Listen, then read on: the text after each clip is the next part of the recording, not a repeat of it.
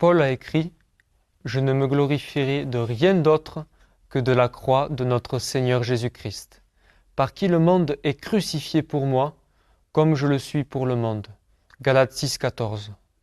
Le but suprême de notre vie est de proclamer avec hardiesse la croix et la résurrection de Jésus-Christ.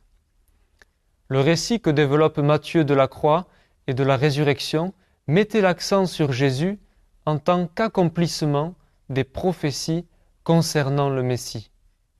Jésus-Christ était l'ultime agneau pascal.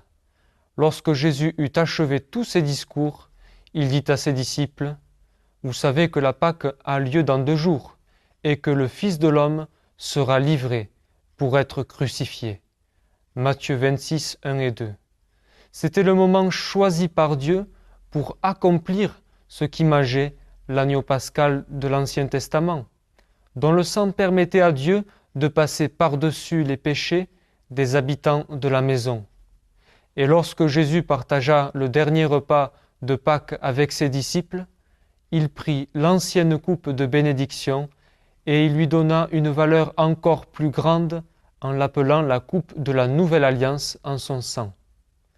Cette coupe de la Nouvelle Alliance a été rendue possible car Jésus a bu de la coupe de la colère de Dieu contre nous en mourant sur la croix, pour que nous puissions bénéficier de sa coupe de bénédiction. Jésus accomplit donc intensément l'image de la Pâque. Puis Matthieu chante un chant de victoire à travers les paroles de l'ange, le matin de Pâques, accomplissant les prophéties sur la résurrection.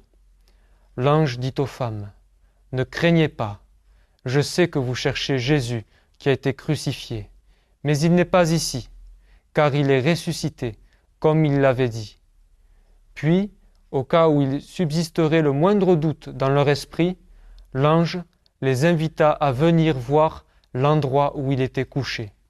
C'est tout comme Matthieu. Il voulait que tout le monde sache que cet événement s'est produit dans l'histoire. Jésus-Christ est le Messie, le seul qui soit mort et le seul qui est revenu à la vie.